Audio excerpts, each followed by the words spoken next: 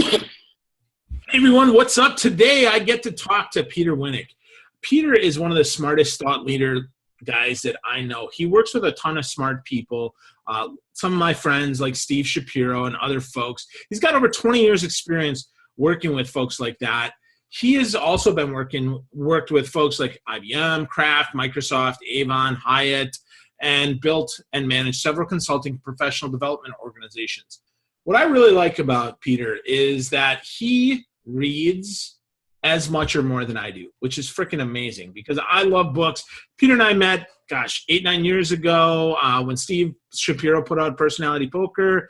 Then we hung out at a bar and sang along with a bad piano player, had dinner. And since then, I've learned a lot from Peter, and I'm just glad to have him here. And he's working on some cool stuff. So I'm like, hey, I should finally get you on my show. So what's up, Peter? How you doing, buddy? How are you? Good to spend some time with you today. Yeah, you too, man. You too. It's always a treat. So you work with all these thought leaders, though, but that doesn't come accidentally. I mean, I was looking through your greatest hits pictures there, and I see Seth Godin and Steve Forbes and Steve Shapiro, and I'm like, wow, man, that's pretty cool. So how did you get started in this kind of thought leadership leverage space? Yeah, so it's a great question. So the way I got started is by the way you should get started in any business is I saw an opportunity in the marketplace. So about, a dozen years or so ago, I was working exclusively with Keith Ferrazzi, running Keith's speaking business and training business when we launched Never Eat Alone. And that was a wild success. We sold 500,000 units and Keith became a top 10 speaker in the States and things were awesome. But, I learned a lot during that time that led me to believe that there was a market that needed to be served. And what I learned was, as an author, as a thought leader, as a speaker, it's your first time doing X, writing a book, getting out on the circuit, getting your name out there, building your brand. And at every step along the way, there's an opportunity to make a fatal mistake, number one. And number two is the way you were being served by the marketplace was it was basically an army of people that cared about you a lot for a little bit of time. So if I was a book agent, I really cared a lot about Phil until we got the deal. Then it wasn't that I didn't care about you, but I have to move on to the next thing, right? If I'm a speaking agent, I care a lot about Phil when I'm booking a gig. After that, I don't care. So nobody was looking at this sort of holistically, and I said, wait a minute, there's something broken here. And I had a client years ago, 10 years ago, early on, and they called me and said, hey, I'm at an airport and I've got a buddy that I'd like for you to talk to. And I said, oh, give me a little background. What'd you say to them, et cetera? I said, I was in a rush. I just said, you're sort of like Jerry Maguire for nerds. And I sort of like that. So anyway. Oh, wow. No, that makes sense. So wow. So first, I didn't know that you ran Ferrazzi's campaign. That was one of the first early business books that I finally got into, like actually talked about and shared, because for a long time I would read books and I never shared them. So Never Eat Alone was one of the first ones that I really enjoyed. And second of all, I think that's interesting that you said you saw a need in the marketplace and you started your business there. So what was it, like one client, or was there like a convergence? Were you at a conference? I mean, how did that practically happen? Well, it was a combination of a lot of things. I realized that, I worked with Keith for, I think it was 3.5 years, maybe 4, something like that. And it was awesome and it was exhausting and it was amazing. And there was a lot to learn. And, I got to a point where I said, there's clearly a need in the marketplace to do this for lots and lots of others. And I'd rather diversify the portfolio and not be only connected to one thought leader. That's a nice way of saying it satisfies my ADD by having a portfolio of clients as opposed to one to work with exclusively. So you can spin that any way you'd like. But yeah. That's cool. So, well, not just ADD, right? But that also gets you exposed to other ideas and other ways of thinking. So for me, I mean, like, I get you manage the whole kind of relationship piece, but break that down, Peter. Like, if a new author, a CEO of a company retires and decides they want to transition from being the CEO of, Pizza Hut to being Peter Winick's client and being a great best-selling author. So what do you do? Take us through that. Well, there's 4 things that we do for any of our clients, and I can talk in a bit about what the client base looks like. But the first thing that we do is build strategy, right? Because without a strategy, it's hopeless. And what's fascinating is, given how smart the client base is, if you use your CEO of Pizza Hut or whatever as an example, that person would never open a pizza stand in Louisville, Kentucky or whatever without doing a series of things, research and analytics and location. But people sort of dive into the content business because they don't really think it's a business. They don't think of it with the same business rigor that they would entering any other field of profession. So first thing we want to do is build a strategy, right? And the strategy is going to tell you sort of who's your market, how do you serve them, how do you differentiate, what your price point is, and, any business strategy applied to the business of thought leadership, because it is a business. Second thing we would do is build a brand and a platform. So what is the brand that's going to represent that person, right? Because the world doesn't need another sales whatever or leadership whatever or content whatever. It needs something different and unique and experiential. Yep. And that's that piece of it. Third thing we would do is build products, offerings, and solutions. So what are the products, offerings, and solutions that are derivative of that person's content? A book is technically a product, but a book is typically not your moneymaker. So it's books, it's speeches, it's assessment tools, it's video-enabled training, it's tools, it's selection tools. There's a whole sort of suite of cool things that you can do with content today, particularly digital, that's really, really interesting. And then the last thing that we would do is build business in partnership with them. So how do we take all this stuff, the strategy, the brand, the products, and monetize it? So those are all the things that we would do. Wow, that's cool. So it's not just any schmuck that's going to come up and say they want to work with Peter. They've got to have some credentials, right? They've got to have a brand that's worth monetizing, would you say? Well, they have to have something to say, right? So if you look at what makes a great thought leader, right? So there are, I don't even know what the latest numbers are, but more books coming out every day than anybody could read. More people sort of throwing their ring into that speaker space than will ever be paid to speak professionally. So the question is, why you? And I'm always sort of pushing back on the client, say, yeah, that's nice. Who cares? Tell me why I should care about what you have to say and why it's different coming from you. And even when we talk about things like who are your competitors, they're like, competitors? Like, yeah, competitors. Right? Like, this is the same business discipline and rigor that you would apply to anything. Like, yeah, if I have a choice to learn about accountability or leadership or presentation skills, I probably have choices. Right? And why are you a better option? Yeah. Well, I think that's the one thing that I hear a lot is either everybody is my customer or that there's no competition. So how do you get past that? With, human egos as they are, we often will say, well, everybody can benefit from my message, Peter. Why don't we just go after everybody? Yeah. So the problem with going after everybody. So let's sort of break that down. There's two pieces to that. One would be my content is universal and could potentially benefit lots and lots of different psychographic demographics, age group, whatever. Right. Okay. So that's cool.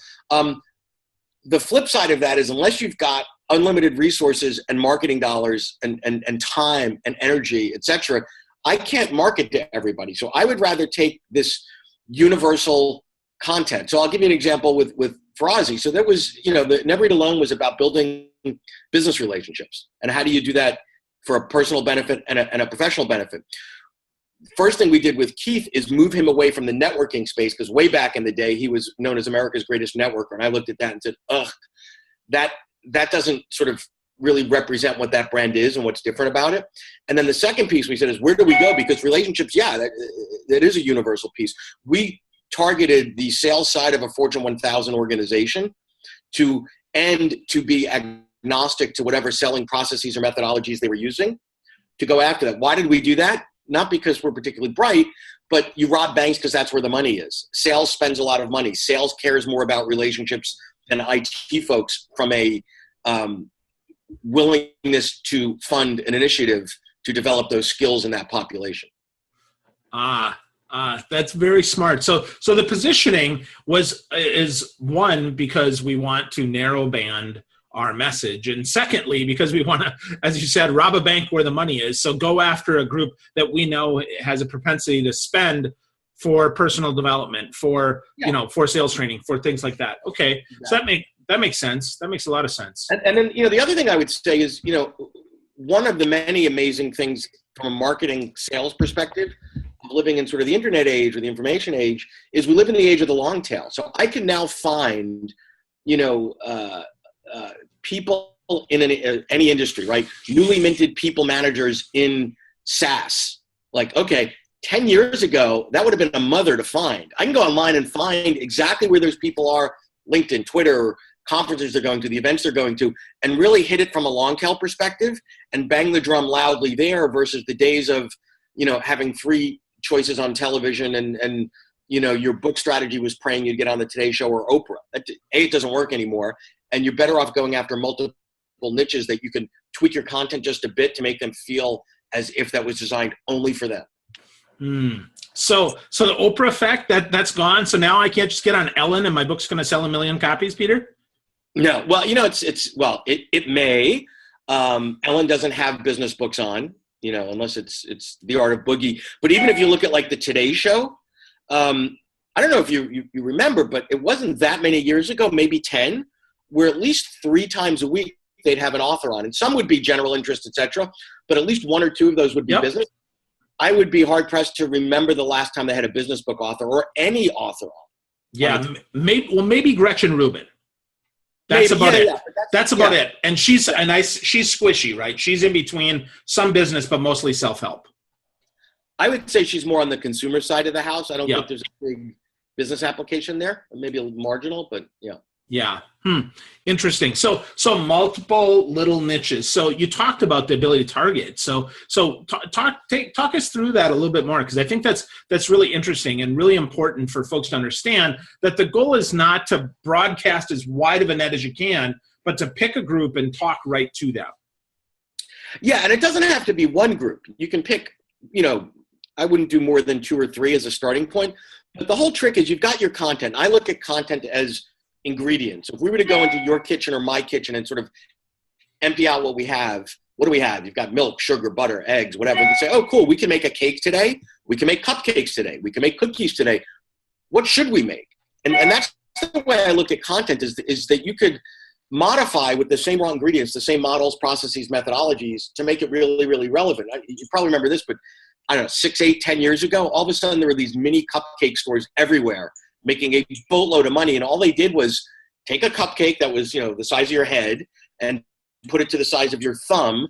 And on a per unit basis, charge like 10 times the money. And it's like, that's sort of what content is, right? So today we're moving into a world where people don't want the big cupcake. They don't want to sit through a 2-day program. They want little nibbles. They want a bunch of 3-minute short form micro learning pieces.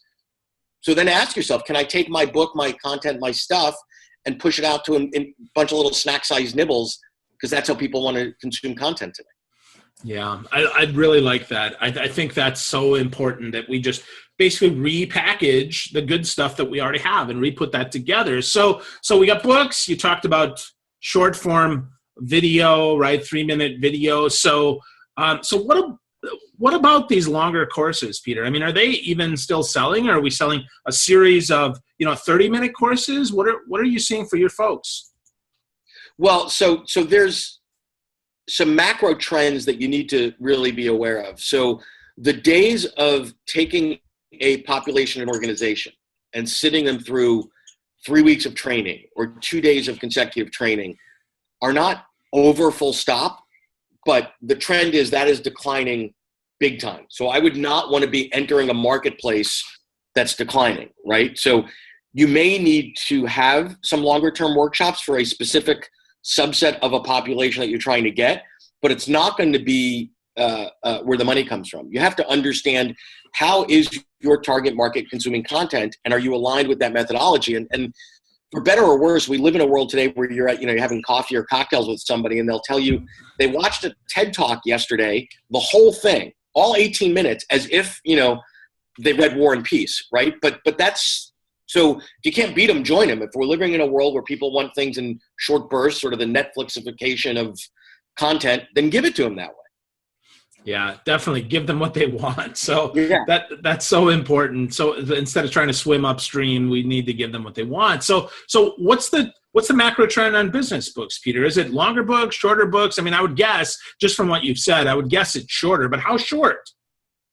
Yeah, no, it's interesting. So it depends on the book, right? So there is no one category of business books. There's business books that are steeped in academia and research. There's business books that are, God help us, parables, where we're telling stories in the form of a turtle and a pickle and a giraffe or whatever. There are a few of those that are good. I find them not particularly stimulating if you can visualize taking a business book and turning it into a Saturday morning cartoon for a 7-year-old, but so be it. Then there are shorter form business books. It used to be a business book with, 250 pages or so. There's a lot there in that shorter form, the 120, 130. I don't think there's a general rule. I think, again, it doesn't matter what you think as the author. What does your market want, right? And if you're, and I had a client several years ago that wrote an 800-page book on change. So the first thing I said to him was, wow, that's some heavy lifting. And he was CEO of a couple of companies, very accomplished guy. And I said, who has influenced your thinking on change? Because it's obviously not the first guy to think about it. He said, I didn't want to read anything else on change because it would bias my thinking. And I'm like, what? It's like, it sort of didn't make sense. And then, of course, I read the book and said, okay, so unfortunately, there's not a lot of original thinking here. I can show you in chapter 3 where that maps to change management over here. And like, I don't understand where your voice is here because it's sort of lost. So that was a little disturbing. So I don't think there is a one size fits all. People like storytelling, they like it a little bit shorter. What's interesting now is when you buy books digitally, you can't sense the heft of a book. Like back in the old days when you walk into Barnes & Noble, you can say, geez, that's pretty heavy. Yeah. Yeah. Interesting. So, okay. So you mentioned a couple things I think that are interesting about book selling. One is the whole 800-page book. Yeah, that's probably gone. People have one copy of the Bible or the Quran or whatever. They don't need another one. That's the first thing I think that's instructive. And secondly, your point about people don't know how big a digital book is. So there is no perfect size. I think that's as important of a trend as any when we think about how books are sold. Though all the research I read, all the reports I read says that business books are still primarily consumed physically. No, I don't know about that. I think we're at the 40-50% digital mark right Okay. now. Yeah. Okay. Wow. So how do we stand out then, Peter? What's the way to stand out if there's, as you said, more books than ever being produced every day, more speakers than ever getting up or trying to get up on stage and never going to get paid? Why do we bust through all that crap? Well, in a word, it's stupidity for a lot of folks. I think what you need to be doing is thinking about I've talked more people out of writing a book than anyone else I know. And the reason is I know what it takes. I know that it will take hundreds and hundreds and hundreds of hours and thousands and tens of thousands, if not hundreds of thousands of dollars if you actually do the accounting on your time. So, I think you need to think about why you're writing the book. How does it connect to the other suite of product, services, solutions, and offerings that you have? And I think the biggest thing that you need to come to the realization of on the front end is you are the, SVP of sales and marketing for your book, full stop. Whether you go self-publishing or a big New York publishing house. I got proudly thrown out of a meeting at, I won't name, but a big New York publisher because they signed up my client, multiple New York Times bestseller. They gave them the marketing plan. And I said, when you go to Disney World, at least there's a disclaimer that says pregnant women and people with back conditions shouldn't ride this. There should be a disclaimer in your contract that says, I, the author, acknowledge that I am in charge of the success of my book via sales and marketing, and that's the fact. Those are the realities. So if you ask what it takes, do you have a solid social media platform? Do you have relationships and context? How are you going to sell the book? And most writers are more jazzed, more excited about the creation process, the getting the content out on paper or digitally or on keyboard or whatever, than they are about getting the word out and the messaging and the marketing. And I think if you're not willing to put in the hard work and effort to do that, and that doesn't mean you wouldn't hire folks to help you along the way, then the book is going to die on the vine. You're going to spend thousands of hours of your life producing something that 11 people read. That's so funny. So, okay, so the SVP of sales and marketing. So what practically, Peter, what does that even mean? so folks can get their arms around that, because a lot of authors aren't in sales, or they're not in marketing, and they don't understand what that really means. Can you break that down for us, please? So I think it's like any other product, right? So if I was going to get into the pen business, I would take a look at the pen and say, what part of the market do I want to serve? And how is my pen going to be better, quicker, cheaper, faster at solving some problem? This problem would be, writing down something portably with ink than what is available in the marketplace. And and most people sort of try to fast forward through that. Oh, I'll give it a pithy title. Nobody gives a crap about your title. Like that might get, like I just read, was it The Art of Not Giving an F? Oh yeah. Yep. So that was cute. That got my attention strictly from the title perspective, but I'm not going to buy a book based on just the title, because I've got better things to do with 5 hours of my time. So I actually skimmed through, did some homework, and said, this is interesting, right? So I think you need to figure out sort of, what is the product? What is this book? What does it have to say? To whom does it have to say it? How is it better and different? And I think about making it less theoretical and more about, what do I want from it? What people want, and you don't want to dilute it too far, is the 5 steps to, the 3 things to, the 7 steps to. And I think if you go too far down that spectrum, you're bordering on a coloring book. Yeah. And you don't want to go there. So. Interesting. But I agree with you, though. I think that we have moved to a point where we no longer buy books to feel smart. We actually buy books to practically get smarter and actually execute something. Because I remember when I started reading business books, gosh, it's been 25 years now that I've been reading business books. I remember the big thing was, you had to have a copy of the book the boss was reading on your desk, or you didn't look smart.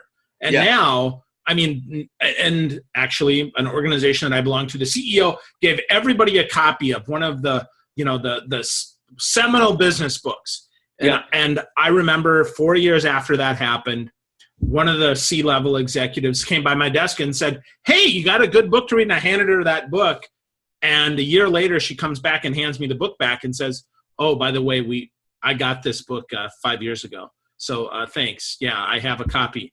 Never having opened it. And now we have to actually crack the book and see what's inside. And that's where authors have shifted from making it look like you have a great book to actually having a book worth reading. Well, and I think to your point, it used to be seen as a top-down sort of thing, right? So 25 years ago, 20 years ago, when you're starting in the business world, your boss was some old dude, right? Probably younger than our age now, right? And so if he gave you something, he was smarter than you.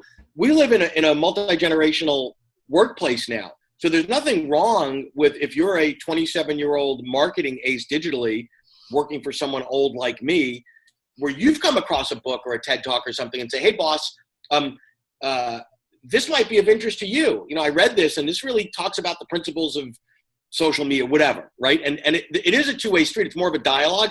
20 years ago, you'd kind of be looked at like a jerk giving your boss a book on how to be a leader or manager or whatever. It would be sort of a passive-aggressive way to say, hey, you're kind of a jackass, right? Now, knowledge sharing is I think, an awesome thing. It's a great way to connect, regardless of where you are in your career. If you've got something you want to share with somebody that's thoughtful, I think it's always a great thing to do.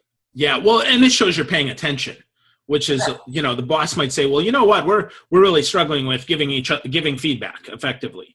Well, here's a book on giving feedback, or here's a TED Talk on giving feedback. And if you want to go deeper, right? So not only that, but I think the authors are more open to receiving that feedback. If you have questions about the book, not every author, but many of them actually want to talk to their audience.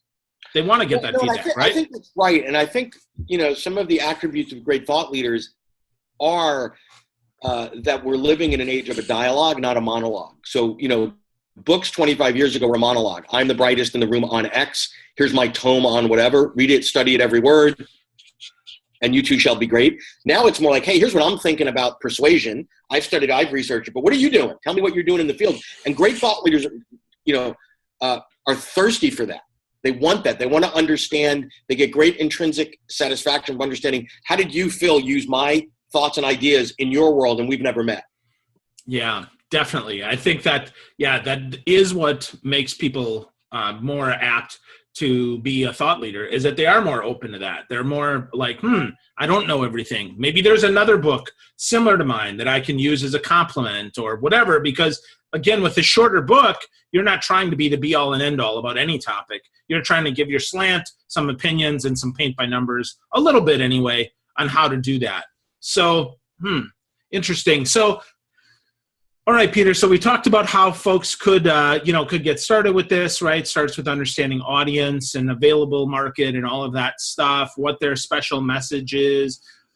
We talked about all sorts of things. But if somebody's going to really just from Jump Street, right? They're going to start right today.